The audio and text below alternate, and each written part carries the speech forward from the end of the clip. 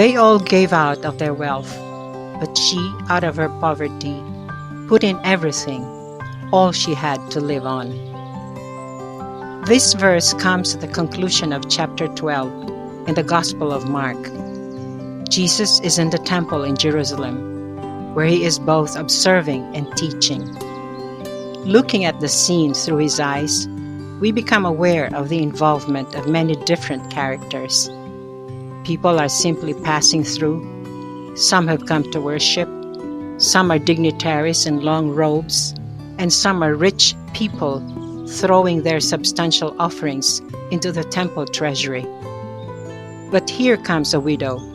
She belongs to a category of socially and economically disadvantaged people.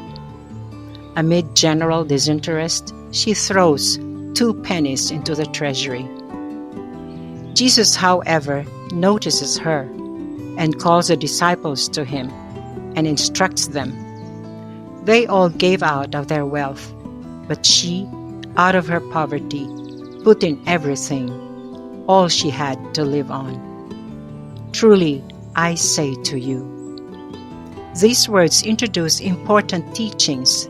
The gaze of Jesus is focused on the poor widow, and he invites us to look in the same direction because she is a model for disciples.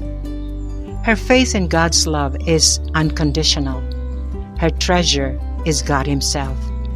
She surrenders all that she is and has to Him, and furthermore, she wants to give all she can to support those who are poorer than her. In a way, her trusting surrender to the Father anticipates the same gift of self that Jesus will soon make through His passion and death. It is that poverty of spirit and purity of heart that Jesus proclaimed and lived. This means placing our trust in God's love and in His providence, but not in His riches. We are poor in spirit when we allow ourselves to be guided by love for others. This results in our sharing and making what we have available to those in need. It may be a smile, our time, our possessions, or our skills. When we give away whatever we have out of love, we become poor, with nothing of ourselves, with a free and pure heart. The proposal of Jesus turns our usual way of thinking onto its head. Those who are poor, insignificant, and unimportant lie at the center of His thoughts. They all gave out of their wealth, but she, out of her poverty, put in everything, all she had to live on. This word of life invites us to renew our total trust in God's love and consider if our vision of life compares with His. Do we see beyond appearances? Do we avoid judging? Do we take other people's opinions into consideration if they are different from our own?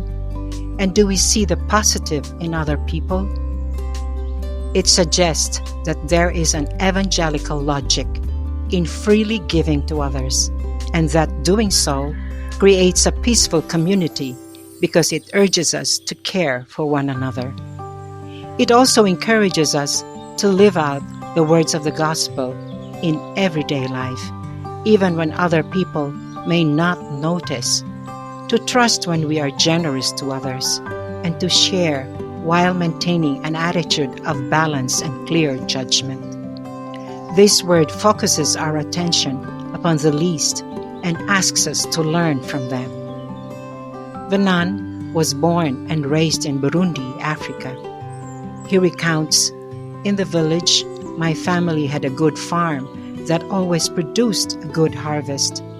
My mother believed that everything was providence from heaven, and so each year she used to gather the first fruits and distribute them to our neighbors, starting with the most needy families, and then allocated to us only a small part of what remained. I learned the value of selfless giving from her example. Thus, I understood that God was asking me to give Him the best part, indeed, to give Him my whole life.